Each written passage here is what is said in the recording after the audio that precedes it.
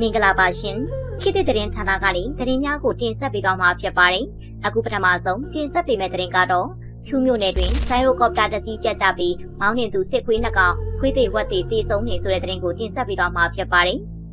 နိုဝင်ဘာလ6ရက်နေ့ဒီကနေ့နေ့လယ်10:55မိနစ်ခန့်အချိန်ကပဲခူးတိုင်းဖြူမြို့နယ်မကြီးကုန်းတောင်ရွာကိုပုံလာကျဲတဲ့အကြမ်းဖက်စစ်တပ်ရဲ့ဂျိုင်ရိုကော်ပတာတစ်စီးရဟတ်ယာဉ်တစ်စင်းပြတ်ကျခဲ့ပြီးမောင်းနှင်သူစစ်ခွေးနှစ်ကောင်ခွေးသေးဝက်သေးတေဆုံးခဲ့ကြောင်းပဲခူးတိုင်းစစ်ဌာနရဲ့ထုတ်ပြန်ချက်အရသိရပါတယ်ဖြူမြို့နယ်မကြီးကုန်းတောင်ရွာကိုတိုက်ပွဲဖြစ်ပွားခြင်းမရှိဘဲအကြမ်းဖက်စစ်တပ်ရဲ့မုံမြို့အခြေဆိုင်ခမာရ990တရဲမှ120မမလက်နက်ကြီးအသေးကန်ဒရုန်းတွေနဲ့ပစ်ခတ်တိုက်ခိုက်ခဲ့ကြောင်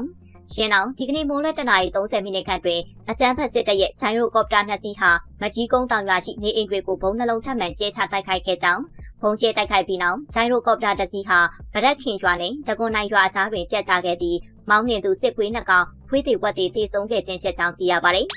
ဆက်လက်ပြီးဂန်ကော်မြို့နယ်ဟန်တာဝတီငပြူရွာကိုတော်လန်ရေးတပ်ဖွဲ့တွေကဝင်ရောက်စီးနင်းတုတ်တင်နေတဲ့ဆိုတဲ့သတင်းကိုတင်ဆက်ပေးသွားမှာဖြစ်ပါတယ်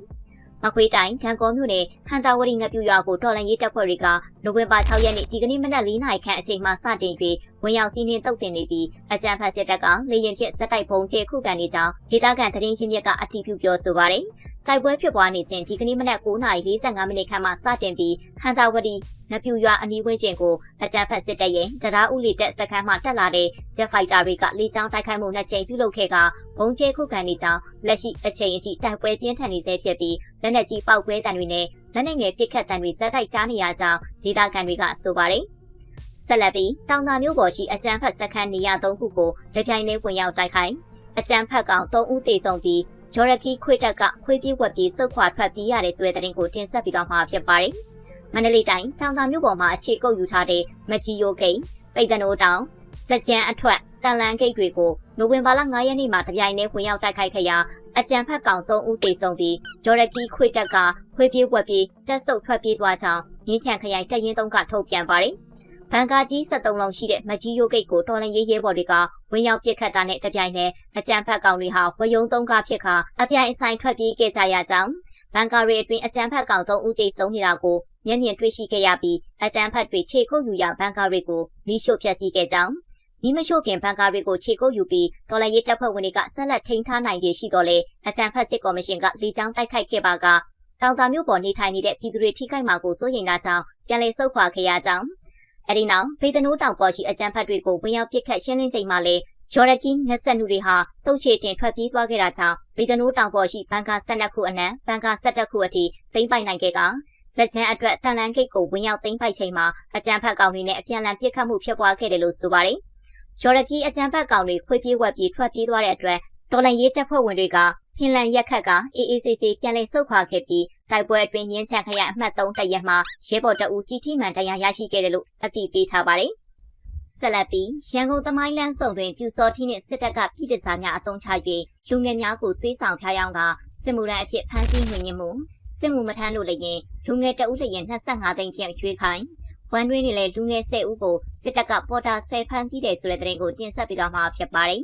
ရန်ကုန်တိုင်းမရန်ကုန်မြို့နယ်သမိုင်းလမ်းစုံတွင်ပြူစောထီးနှင့်စစ်တပ်ကပြည်တစားများအုံချ၍လူငယ်များကိုသွေးဆောင်ဖျားယောင်းပြီးစစ်မှုထမ်းအဖြစ်ဖမ်းဆီးခြင်းနှင့်ငွေညှစ်မှုများလှုံ့ဆော်လာကြောင်းဖမ်းဆီးခံရသောလူငယ်တချို့၏ဆွေမျိုးများကသတင်းဌာနကိုပြောကြားပါတယ်။ရွှေပြည်သာမြို့နယ်အမှတ်15ရပ်ကွက်တွင်နေထိုင်သောအသက်19နှစ်အရွယ်လူငယ်တအုပ်ကသူ၏တငယ်ချင်း3ဦးနှင့်အတူနိုဝင်ဘာလ9ရက်နေ့ညနေပိုင်းတစောင်းနိုင်ပွဲနှင့်ဈေးရောင်းပွဲသွားရောက်မည်ဟုဆိုကာထွက်ခွာသွားကြောင်း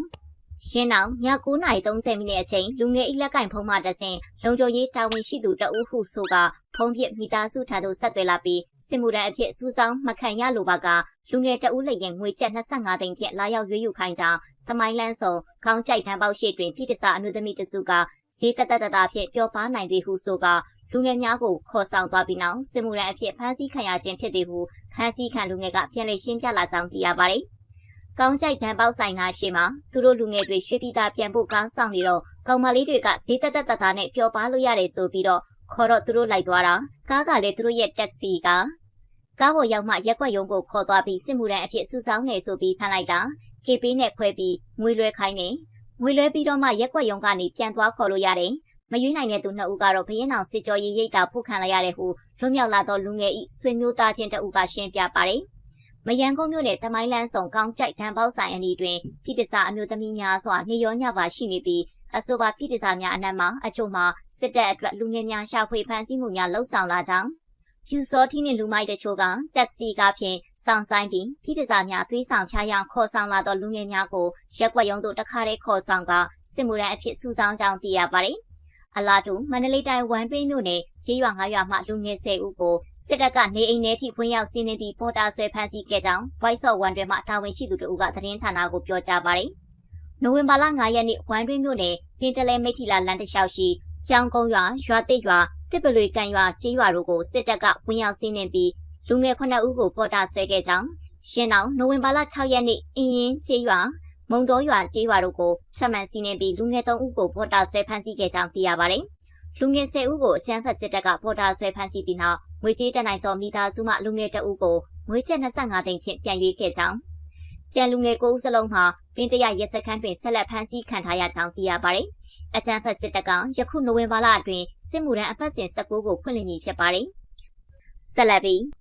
နေအောင်လိုင်ကနျူကလ িয়ার စွမ်းအင်အကောင့်ထဲပေါ်ရေးအတွက်ဝင်ကြီး73ဦးပါအမျိုးသားကော်မတီဖွဲ့စည်းပြီးလိုအပ်တဲ့ရန်ပုံငွေနဲ့ဗဏ္ဍာရေးအရင်းမြစ်များကိုရှာဖွေနေတဲ့ဆိုတဲ့သတင်းကိုတင်ဆက်ပေးသွားမှာဖြစ်ပါတယ်။မြန်မာနိုင်ငံတွင်အကြမ်းဖက်စစ်ကောင်ဆောင်မင်းအောင်လှိုင်ကနျူကလ িয়ার စွမ်းအင်အကောင့်ထဲပေါ်ရေးအတွက်ဝင်ကြီး73ဦးပါအမျိုးသားကော်မတီဖွဲ့စည်းပြီးလိုအပ်နေသည့်ရန်ပုံငွေနဲ့ဗဏ္ဍာရေးအရင်းမြစ်များကိုရှာဖွေရန်သတ်မှတ်လှုပ်ဆောင်နေကြောင်းစစ်တပ်ကထုတ်ပြန်ထားသောပြန်တမ်းအရသိရပါတယ်။မင်းအောင်လှိုင်ကဥက္ကဋ္ဌအဖြစ်ဆောင်ရွက်သောအမျိုးသားအဆင့်နျူကလ িয়ার စွမ်းအင်အကောင့်ထဲပေါ်ရေးဦးဆောင်ကော်မတီကိုဩဂုတ်လ15ရက်နေ့တွင်ဖွဲ့စည်းလိုက်ပြီးရှင်းကော်မတီတွင်ဝင်ကြီး73ဦးကိုအဖွဲ့ဝင်များအဖြစ်သတ်မှတ်တာဝန်ပေးထားကြောင်းသိရပါတယ်။အဆိုပါနျူကလ িয়ার စွမ်းအင်ကော်မတီကမြန်မာနိုင်ငံတွင်နျူကလ িয়ার စွမ်းအင်အစီအစဉ်များစတင်နိုင်ရေးဦးစီးဆောင်ရွက်ခြင်းနျူကလ িয়ার စွမ်းအင်အစီအစဉ်အကောင့်ထဲပေါ်ရာတွင်ဦးဆောင်မှုပေးခြင်းနှင့်လိုအပ်သောညွှန်ကြားချက်လမ်းညွှန်ချက်များထုတ်ပြန်ခြင်းနျူကလ িয়ার စီမံကိန်းများအကောင့်ထဲပေါ်ဆောင်ရွက်ရန်နှင့်ဖွံ့ဖြိုးရေးလုပ်ငန်းစဉ်များကိုစောင့်ကြည့်စစ်ဆေးခြင်းနှင့်လမ်းညွှန်ပေးခြင်းနျူကလ িয়ার အခြေခံအဆောက်အအုံဖွံ့ဖြိုးရေးအတွက်